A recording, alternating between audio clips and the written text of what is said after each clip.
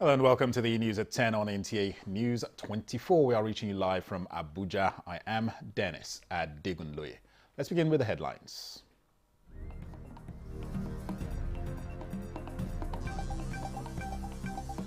Federal Executive Council opts for extensive consultations before coming up with new minimum wage.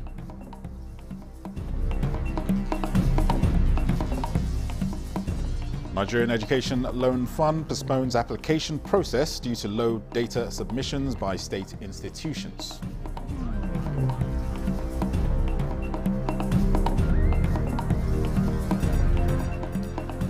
Security experts call for workable strategies to achieve enhanced safety in Northwest.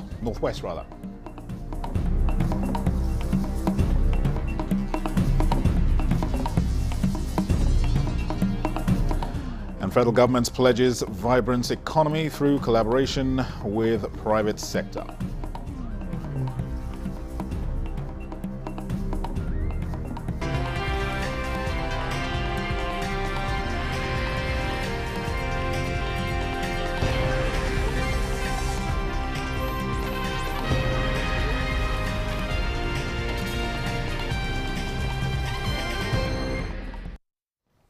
Let's begin at the State House. President Bola Tinubu is now to consult further with the subnationals and other relevant stakeholders in order to come up with an acceptable and sustainable new minimum wage. This was part of the decisions at the Federal Executive Council meeting on Tuesday at the State House. State House correspondent Musbah Danwahab has details.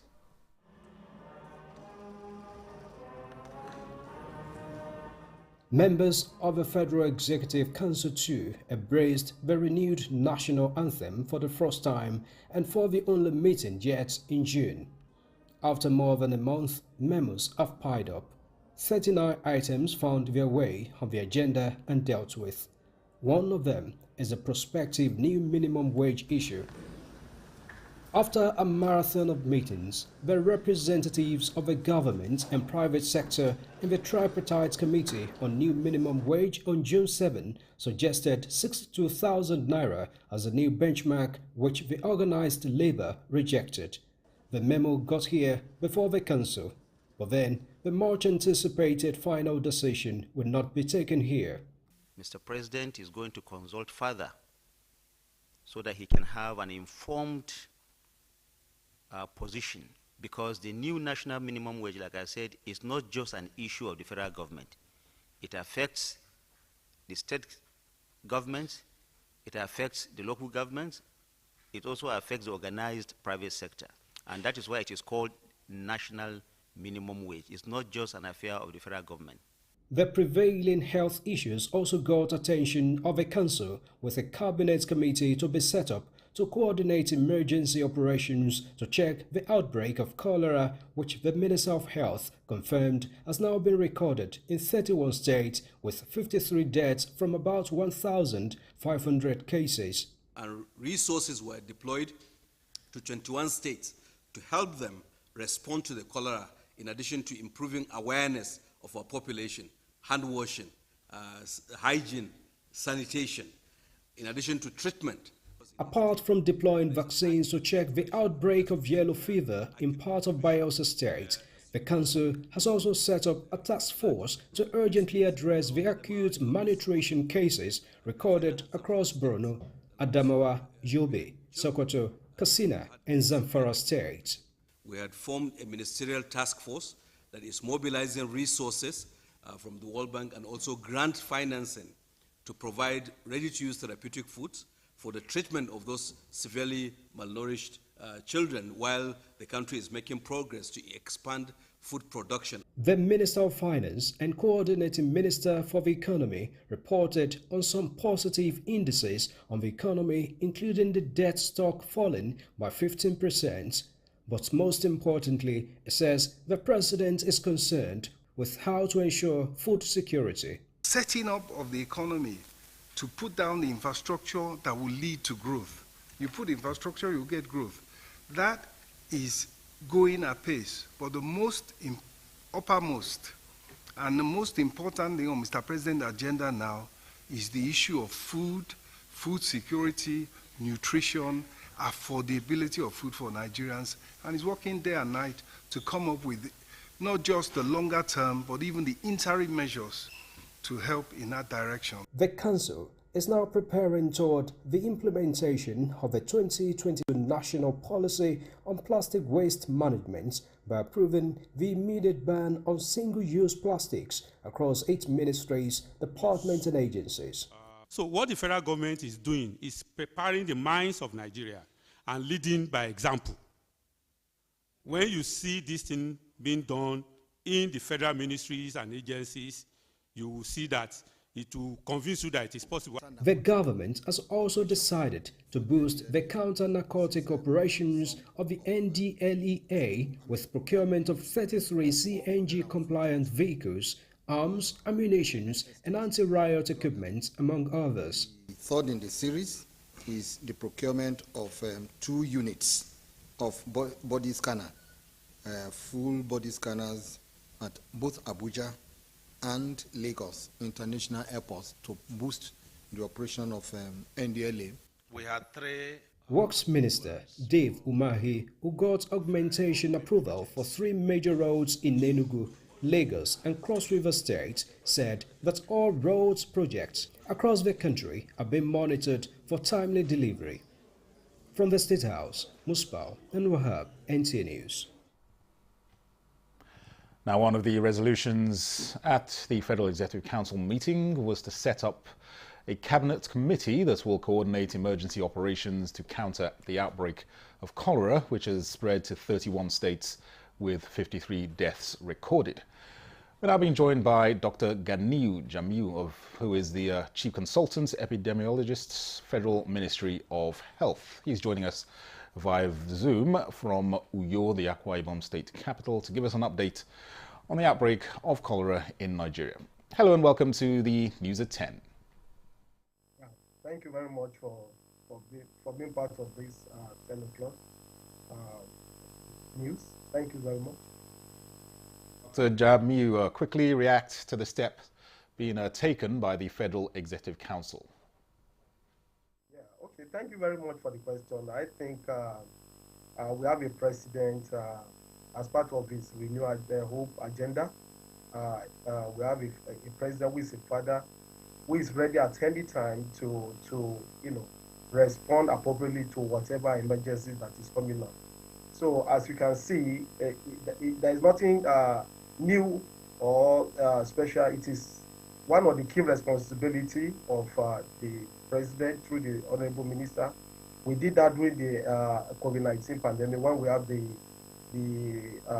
task force.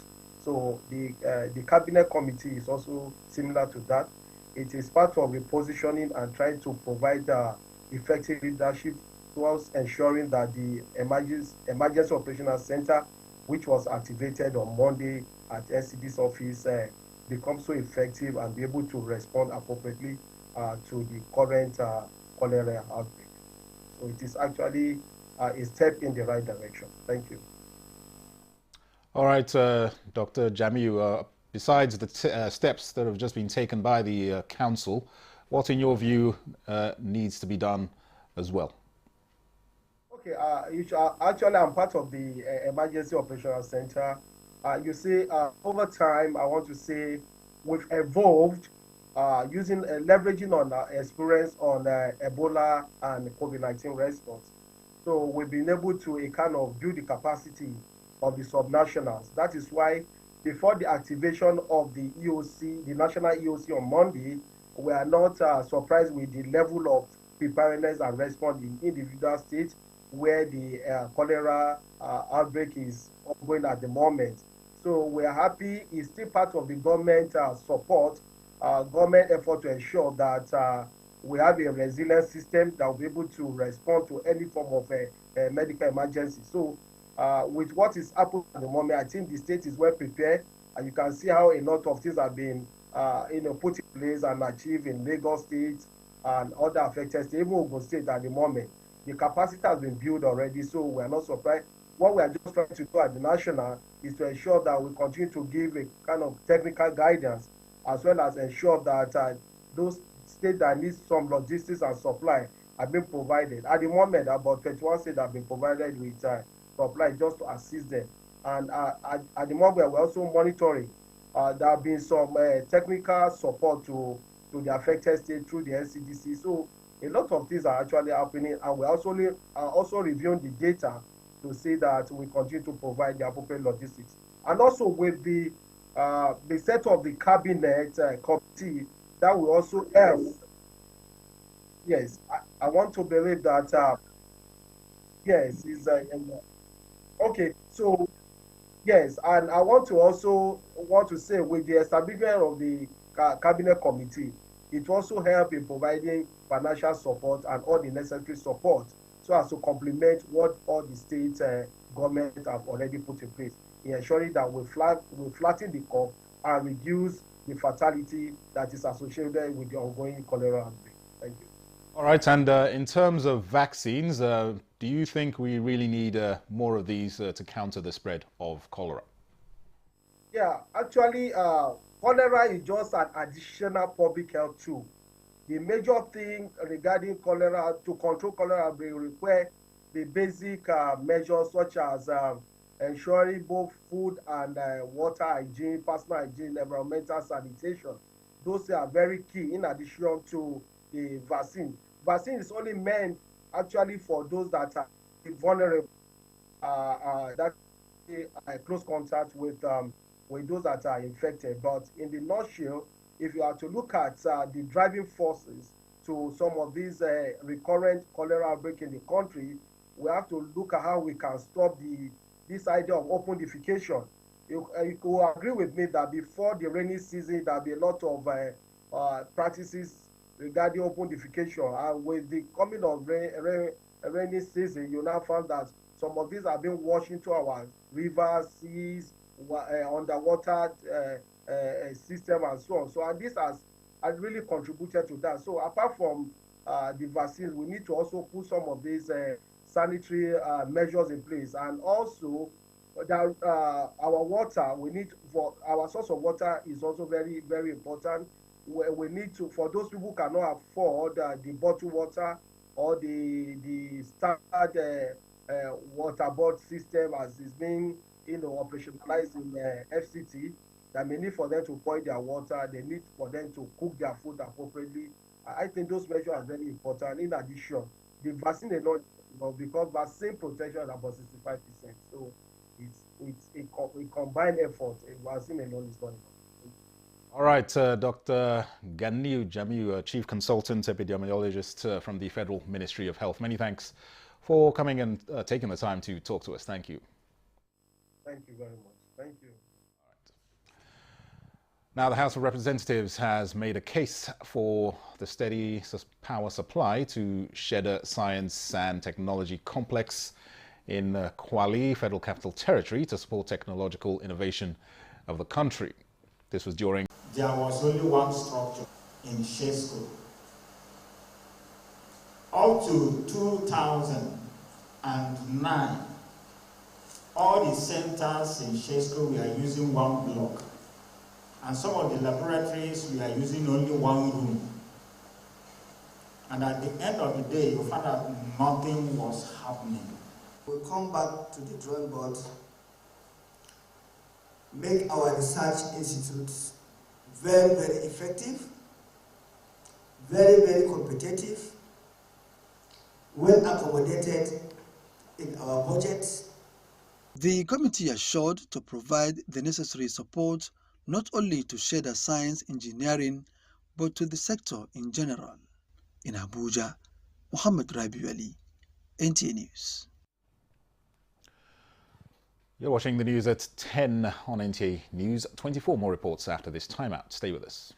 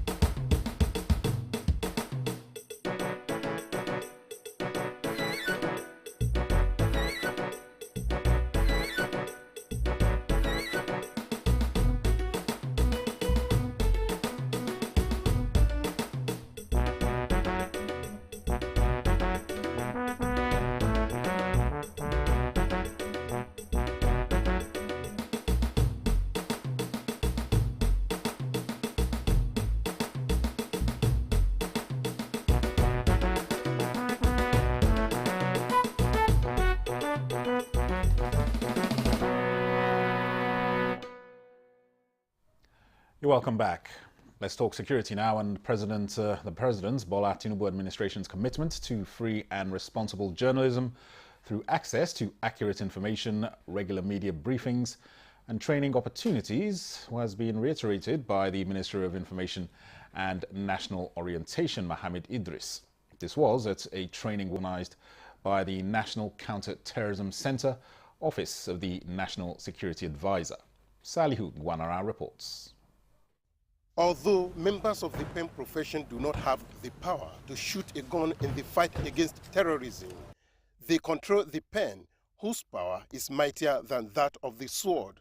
This is to update members of the media, particularly defense correspondents, of the dynamics and strategic roles they are expected to perform in sustaining the battle against terrorism. Minister of Information and National Orientation, Mohammed Idris, joined in the advocacy and encouraged the media to use data and research to authenticate their reports and avoid sensationalism.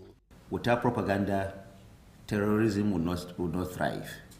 And at all times, a terrorist will always want to be in the news. So it is the responsibility of all of us as media practitioners to know the kind of news coverage that you give them.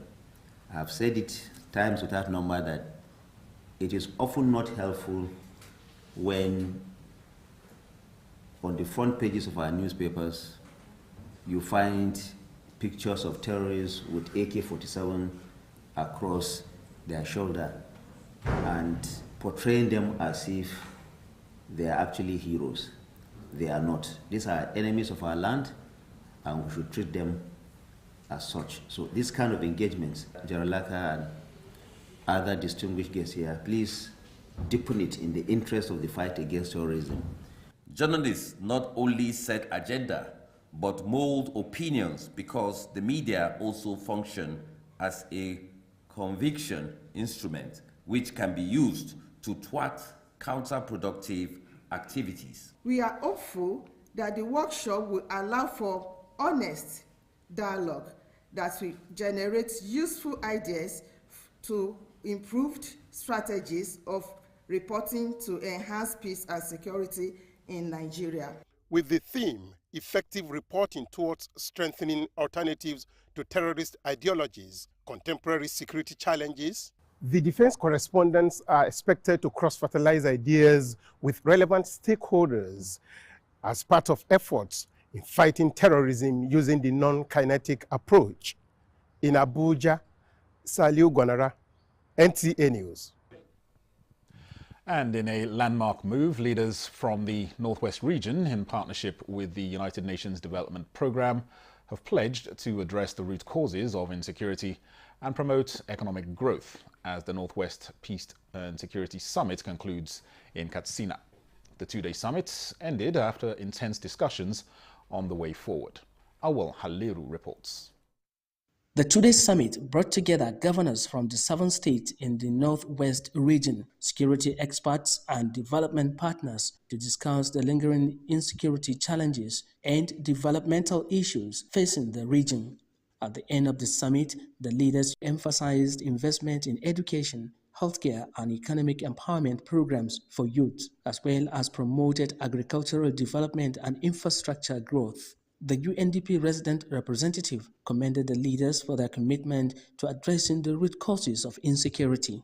In terms of a collective understanding of the issues that we are dealing with, I think the last 2 days we have been able to unpack the issues. Those that are security oriented, those are the developmental oriented, but they all come together. The outcome of this is to build on what happens after here. There will be an outcome document that the 7 governors will be leading with the support of the United Nations Development Programme, the United Nations family. We want to also make sure that the principle of leaving no one behind prevail on our work with the government of Nigeria, and looking at also the people in the northwestern part of the country is important, because it helps us to address across the 17 SDG some of the critical issues that we discussed during this 2 days. The summit featured panel discussions and presentations on security sector reform, economic development and agriculture. The outcome of the summit is seen as a major step forward in the region's quest for peace and security. In Katsina, Awal Halaru, NTA News. In the meantime, Minister of Interior Olubunmi Tunji-Ojo wants correctional centres in built-up urban areas to be relocated. This, he says, is to ensure better security management of the facilities. The minister was speaking during an inspection tour of the Medium Custodial Centre in Kefi, Nasarawa State. Victor Azu reports. The tour of correctional facilities across the country continues for the Minister of Interior. This time, his first port of call is Karshi, location of the ongoing Mega Custodial Center in Abuja. His body language suggests something isn't quite right, but he wouldn't say. We have one or two observations, which of course I would not like to share in front of the camera. But of course, when we get back to the office, we will sit down as the ministry and the NCOS, we'll sit down together, brainstorm on solutions to some of the issues. The minister's worries may not be unconnected with how to provide security for the 38-hectare space when work is done. In Kefi, Tunji-Ojo was confronted by a familiar sight, residential buildings in close quarters with custodial centers. This correctional center is arguably over 200 years, old. You can see houses, civilian houses, sharing fences with the correctional center here in Kefi Old. So it means that it's not sustainable. We have to think about relocation. We have to look at because of the effect of urbanization. The minister is hopeful that when the facility audit is over, Nigeria will no longer need to maintain the more than 250 custodial facilities scattered across the country. In Abuja, Victor Azu, NTA News. Elsewhere, the Chief of Defence Staff, General Christopher Musa, has highlighted the need to improve welfare of veterans to serve as motivation for serving personnel. This was during the Maiden Veteran Stakeholders Forum held in Abuja. The forum provided a platform for veterans to interact with the military hierarchy and seek solutions to welfare challenges faced by veterans in Nigeria. Rear Admiral Ibrahim Aliu Shatima, who represented the Chief of Defence Staff, says the military is drawing up a long-term strategic roadmap for veterans administration, and contributions from the meeting will serve as a guide. Perhaps the forum will help illuminate other veteran challenges that were not considered as germane to veteran affairs in the past. It is my belief that except we start talking of these issues, we may not get to the point of adopting tangible solutions. This occasion, organized by the Chief of Defence Staff, is to help get together all the ideas that we share to assist them in planning the roadmap for the well-being of all veterans and those who are coming behind us. It's still on to the news at 10 on NTA News 24. We'll take another break. Stay with us.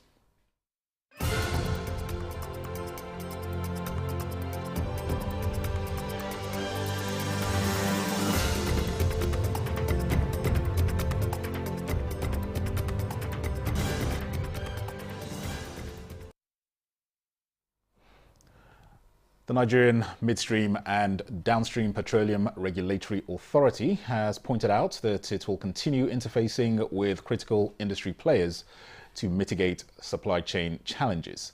More on this from Lydia Sampson. As the complexity of product supply chains keep evolving, this meeting, at the instance of the Nigerian Midstream and Downstream Petroleum Regulatory Authority, is to facilitate the alignment of policies and regulations, creating a favorable environment for local refining and marketing of petroleum products. With allegations from both refiners and marketers in the media, this meeting commits to deepening collaboration. I can assure you that all the major marketers have been patronizing the local refineries, and we'll continue to patronize them. And we also have the option of getting products from other sources. To the best of our knowledge, that has not changed, even though conversations around that is still ongoing. We've had a very fruitful discussion, industry discussion with the NMDPRA, and leaving this meeting, I feel very confident that we're all going to work together for the benefits of Nigerians. We believe that this meeting is just one of many to come that will move this industry in the right direction. At the end of the interface, NMDPRA reacted to the allegations of dirty crude oil allegedly allowed in-country by their organization. This is a mandate that the authority takes very seriously, and that we are here to guarantee the well-being and health of Nigerians. And there is no dirty fuel that we will encourage to come into Nigeria. He says it is a deregulated market and marketers are free to source for products from any preferred refiners in line with the Petroleum Industry Act. In Abuja, Lydia Samson, NTA News. The current administration is reassuring Nigerians of rebuilding the country's economy with far-reaching impact on organized businesses. These were the words of President Bola Tinubu during a recent engagement with employees of labor in Abuja, as presented by the Minister of State, Labor and Employment in Kiruka Onyejiocha. Joseph Otsen reports. This administration is doing all that is necessary to cushion the pains. From the Federal Executive Council meeting, the Minister of State, Labor and Employment, Kiruka Onyejiocha, steps out to deliver President Bola Tinubu's message to this gathering of employers of labor. The message was short and clear. The current economic situation is surmountable, and government reforms are targeted at addressing the deep-rooted structural deficiency and systematic challenges that plague the economy over the years towards stability and prosperity. Number one, he removed fuel subsidy and then plug it back. Then the local governments are getting more funds. The states are getting more funds.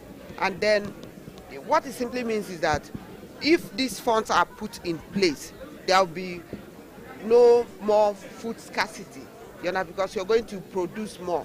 So it's enhancing more productivity. Words of encouragement from the federal government. However, stakeholders here want short-term interventions for businesses to hold on. The reforms are necessary, absolutely they are necessary. But government should hasten, fast track, should, I don't know the identity to use again, the process of giving relief to business community, to workers. The forum is hinged on economic renaissance by enhancing government reforms and private sector agility in the face of current economic realities. In Abuja, Joseph Otsen, NTA News. Developments on the political scene now. Presidential candidate of the Labour Party in the 2023 general elections, Peter Obi, has pledged to step up action to resolve the leadership crisis rocking the party. He spoke with journalists when members of the National Transition Committee set up by the NLC attempted gaining entrance into the Secretariat. David Ayre reports.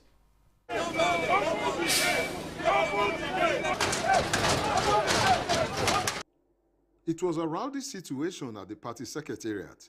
Neither the transition committee members nor journalists were allowed into the premises.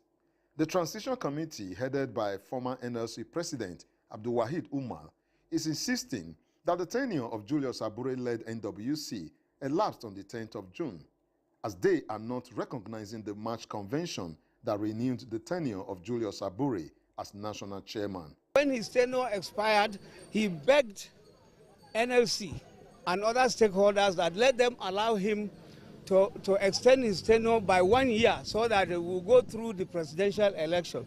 He now begged, and it was also INEC that brokered an agreement where he signed, Abure signed, and NLC signed that they will now work together to conduct an all-inclusive and expansive congresses that will culminate into convention. Addressing the committee members after meeting with the NWC, Mr. Peter Obi called on both parties to sheathe their swords with a pledge to resolve the issue soonest. The meeting today was convened at my instance. And if you were inside that meeting, I preached only one thing, that I have come to start the work of reconciling the family. So these people who are outside are members of the family who we must reconcile with. We must all sit down in the table and decide the future of our family. Presently, who is the chairman of the party? Only INEC knows.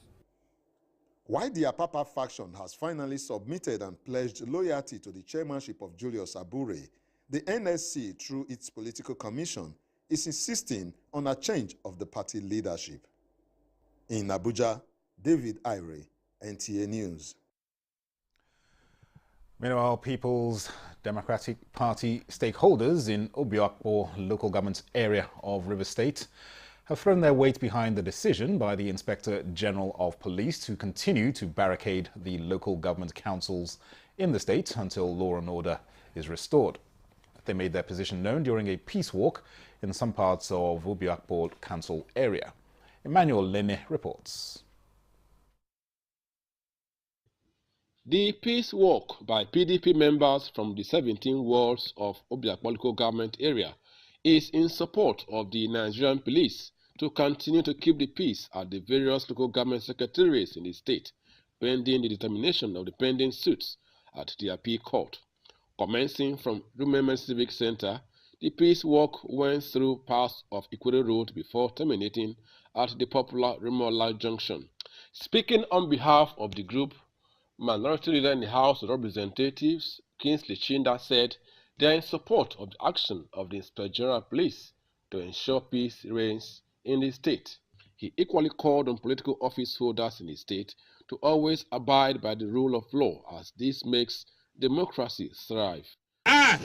In support of governance by law, not by discretion, not by impunity. Rivers State is a state that must comply with law and order. We are in support of the position of the Nigerian police. Yes, sir. The Inspector General, under the leadership of the Commander-in-Chief, the President of the Federal Republic of Nigeria. Other stakeholders, including Martin Amewule, an immediate past chairman of Obiakpo local government area, called on the people to continue to thread the path of peace while awaiting the final court decision on the matter. You believe in the peace of Rivers State, you believe in the peace of Obiakpo, you believe that there should be peace in this country. I want to commend all of you for what you are doing, for not taking up arms, for not being violent, but for standing by what this country ought to stand by at all times. Every Democrat must be a respecter of the rule of law, because the rule of law, like I keep saying, is the beauty of democracy. Let us continue to be peaceful. Like our other leaders have said, we are in support of the good work Mr. President is doing. We are in support of the order of the Inspector General of Police. The peace walk had in attendance supporters from across all the wards in the local government area. In Port Harcourt, Emmanuel Lene, NTA News. In other news, the management of the Nigerian Education Loan Fund says it has postponed the application process for 14 days. A statement by the head media and public relations of the fund, Nasir Aitogo, says the decision was necessitated by the failure of several state-owned institutions to upload the required students' data and fees information to the NEL Fund Students Verification System. The statement added that 20 state universities out of 48, 12 state colleges out of 54, and 2 state polytechnics out of 49 are affected. It noted that the application window, initially set to open on the 25th of June, will now commence on 10th of July.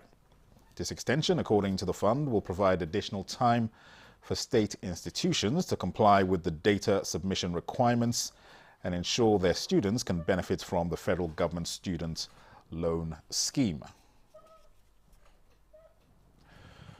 The FCT Emergency Management Department says its proactive mitigation measures are targeted at preserving lives of residents against the threat of flooding in parts of the territory. Acting Director General of the department, Florence Wenegieme, stated this in an interview with NTA News following the blockage of the Galadimawa Slip Road. Onotu Yakubu has details. With the Federal Capital Territory rapidly growing in infrastructural development, experts say urban flooding becomes one of the consequences for such growth in infrastructure. And this particular spot where we stand, the Galadima roundabout, still under construction, is one of the major black spots that has become synonymous with urban flooding in the last couple of years.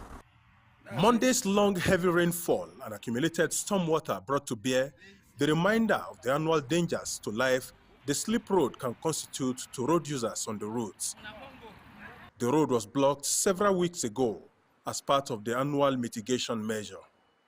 But for ease of the expanded traffic maneuver at the construction site, the FEMT team thought it wise to expand the blocked portion of the road to accommodate more vehicles in traffic. Each time the rainy season approaches, all the vulnerable roads, we make sure we barricade them, especially those that have an alternative access route. And Galadima interchange, popularly known as Galadima roundabout, happens to be one of such vulnerable routes. Florence Wenegieme expresses dismay over the role of subscribers to Trademore Estates in Lukbe, endangering their lives at the detriment of houses that have been declared a disaster zone. She discloses that while the FCTA awaits the subsequent court directive on the matter, the administration is determined to do all that is right to save lives of residents. I want the residents of Trademore to go into prayers that this incident doesn't happen at night.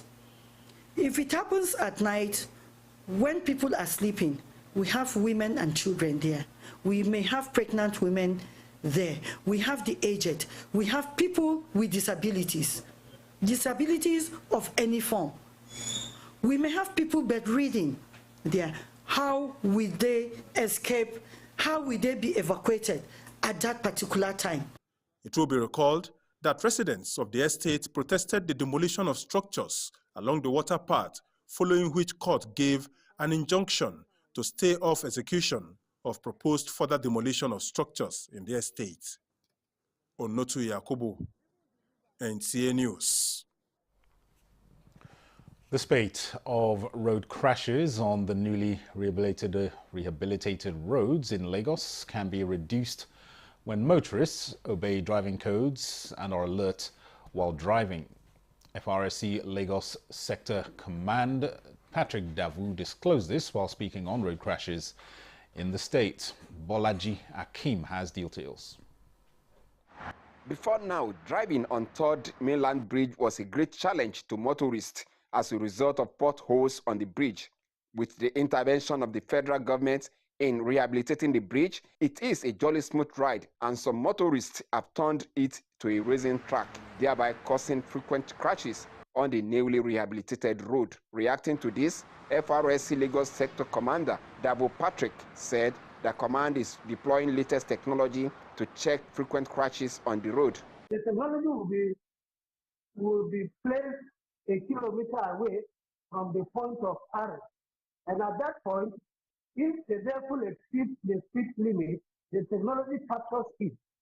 And once that is captured, the people down there are being informed that so-and-so number with so-and-so registration number has the speed limit. The command, as a way of finding a lasting solution to the frequent crashes, called on all motorists not to go beyond the stipulated speed limit of 80 km/h on the bridge, as violators will face the law. The mobile court was in the Union Command Island while the arrests were made on the 3rd Mainland Bridge. Myself was physically there. We arrested a lot of motorists that day, and they saw it. And they were amazed. They said, that's a very good one. And we are going to continue the exercise. FRSC Lagos Command also urged all motorists to ensure that their vehicles are in good condition before putting them on the road, especially during the rainy season. In Lagos, Bolaji Akim, NTA News. Now, vulnerable Nigerians botched from birth or due to life-threatening incidents needing life-changing surgeries have been supported financially for these various surgeries. Elizabeth Omori reports that it was a joyous moment for the beneficiaries as they received their checks. Raise your hands together and say one love. It isn't just a day of joy, but a day to heave a sigh of relief as they receive financial assistance to cater to the medical needs before them. Mirabel, who has a baby needing chemotherapy, says this gesture has taken a huge burden from her. I just want to say thank you, that God should provide more and more for them. We can't leave the nation for government alone to participate and pick up people. If we assist, I think the nation will be a great nation. This is an opportunity to say thank you to God, to be able to reach out to those who require needs, and those of us who can afford to support them. This is the time to say, God, you have blessed us, and let's give back to the society. Skin grafting and heart repair are part of surgeries paid for. Nuhu Kwajafa is the national coordinator of the Global Peace Initiative for Love and Care. He says gestures as these give hope to those who are financially unstable with medical challenges. We can't just put our hand on one person. If we all put our hands together, we will save humanity. Donors at the event called on government to subsidize medical services, and the financially buoyant should complement by making giving a lifestyle. In Abuja, Elizabeth Omori, NTA News. As a way of giving back to its alma mater, the federal government's college Minna Old School Students Association is soliciting the support of the Nigerian Television Authority in promoting oneness and unity among Nigerians as the school marks its 40th anniversary. Alika Okmanachi Arua reports. The objective of every unity school across the country is to promote nationhood and unity among Nigerian students, irrespective of tribe or religion. Bearing this in mind, the Old Students Association of Federal Government College Minna have come together once again to reunite, rebond, support and encourage one another to greater heights.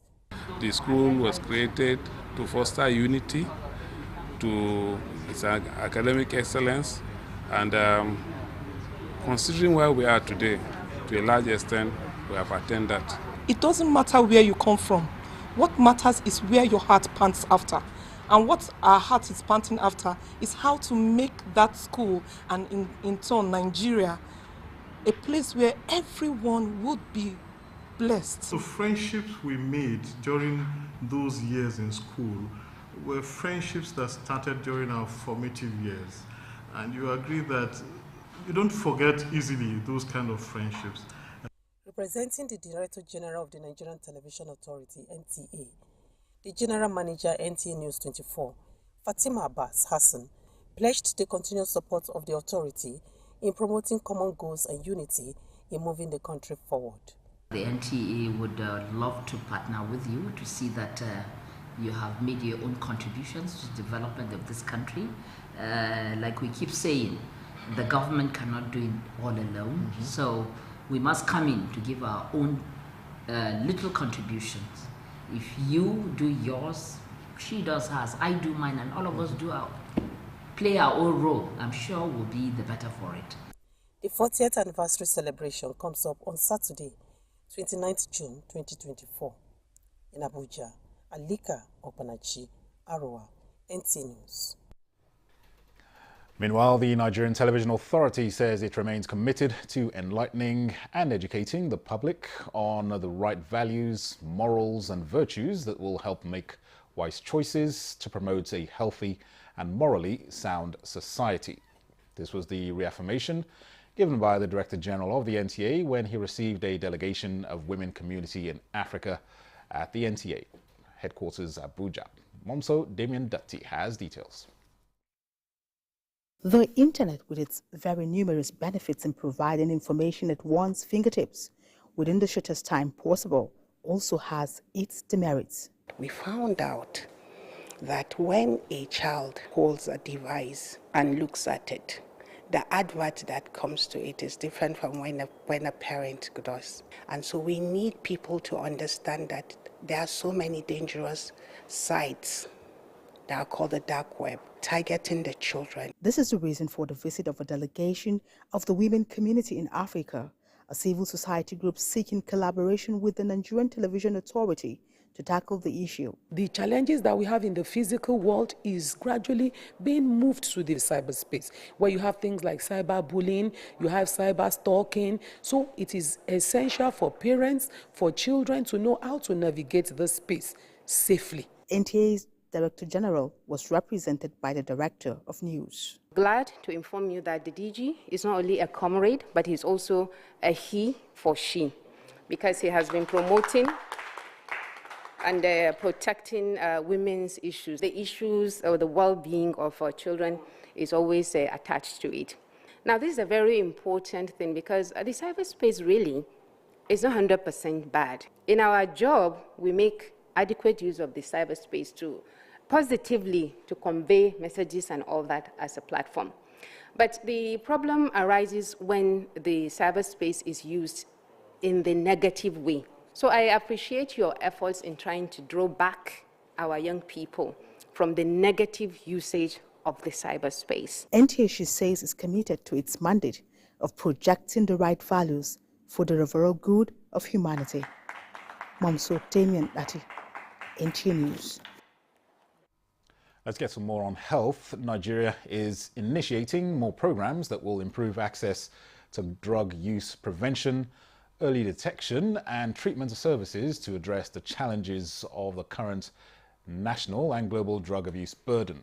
This was contained in a message of the Coordinating Minister of Health and Social Welfare, Professor Mohammed Ali Pate, at a news conference in Abuja to commemorate the International Day Against Drug Abuse and Illicit Trafficking. Olushaye Adeagbo has details. World Health Organization report showed that in 2018 drug use survey, Nigeria accounts for more than 14 million drug users, but with the capacity to only treat about 10,000 persons with drug use disorder annually. Also, World Drug Report of 2023 shows 200,000 people in the country abuse drugs through injection. Government is now coordinating several efforts to combat drug use through collaboration with partners and disabuse youths of the indulgence in drugs and illicit trafficking. We all know that the control of use of psychoactive substances is a difficult one. We will all succeed together, working together. The Ministry of Health and Social Welfare is planning to hold a ministerial conference that could bring all stakeholders together and rethink prevention and control of psychoactive substances in Nigeria. We also acknowledge the effort of the government, that prevention effort has been done. With this occasion, we also would like to inform that we will continue to supporting the government, working for. These key players involved in fighting the psychoactive drug menace want an enhanced prevention programs that will target effective treatment. It is our duty to protect future generations from the temptation of using drugs by education and save their lives through spreading awareness about this important issue. By empowering individuals with knowledge, skills, and resources, prevention programs can help equip them to make informed decisions about their health and well-being. The International Day Against Drug Abuse and Illicit Trafficking is marked on 26th June every year, and the theme for this year is "The Evidence is Clear, Invest in Prevention." In Abuja, Olushaye Adeagbo, NTA News. And we're now being joined by Dr. Zaharaddin Umar Abbas, who is a Senior Registrar, Department of Mental Health, Federal Neuropsychiatric Hospital, Maiduguri, Borno State. He's also the President, Association of Resident Doctors in that hospital. You're very welcome to NTA News 24. Thank you very much, sir. I'm happy to be here with you. All right, despite efforts by governments and corporate bodies, it's as if the war against drug abuse is far from being won. Do you agree? And if your answer is yes, what should be done to change this narrative? All right. So, sorry, can you come again? Come again. The war against drug abuse seems to be not going so well. So in your view, what needs to be done to take this war forward and improve the situation? All right. Thank you very much, sir, for this. Of course, I concur with the statement that the war against drug abuse is far from being won. This is due to the fact that drug abuse is a global health problem. We look at then the facilities needed in place to curtail drug abuse, I feel it's deficient. Going by statistics, if you look at 14.4% of Nigerians have used drug at least once in the last 1 year. So meaning 1 out of every 7 individuals is using drug. So looking at the facilities in place, the resources, the policies in place, the human resources, that's the professionals, starting from the policy makers of the NDLEA and the NAFDAC to a lesser extent, then coming down to the professionals, the number is very deficient. So I feel more has to be done in order to curtail the menace of drug abuse. All right, Doctor, you say 1 in 7 Nigerians is taking drugs. That's quite a high figure. In terms of penalties for culprits, do you say Nigeria is doing well? Well, I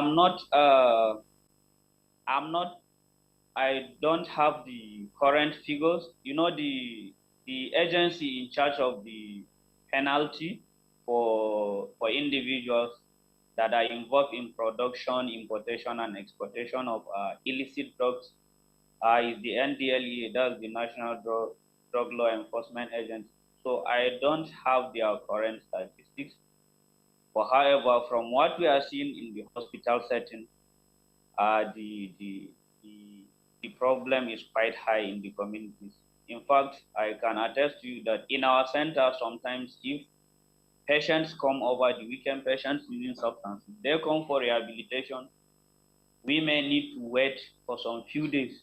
That's up to like Monday or Tuesday before we find space to admit them, because the drug ward is the largest ward in our hospital. We have like 6 wards, and the drug ward is the largest with 50 bed space. So you can imagine. But the actual figures from the NDLEA, I'm not aware of that. All right, no problem. Dr. Zahraddeen Umar Abbas, many thanks for taking the time to talk to us, and we wish you well as the struggle continues. And with that, we conclude the news at 10 on NTA News 24. Many thanks for watching. I am Dennis Adigunloye.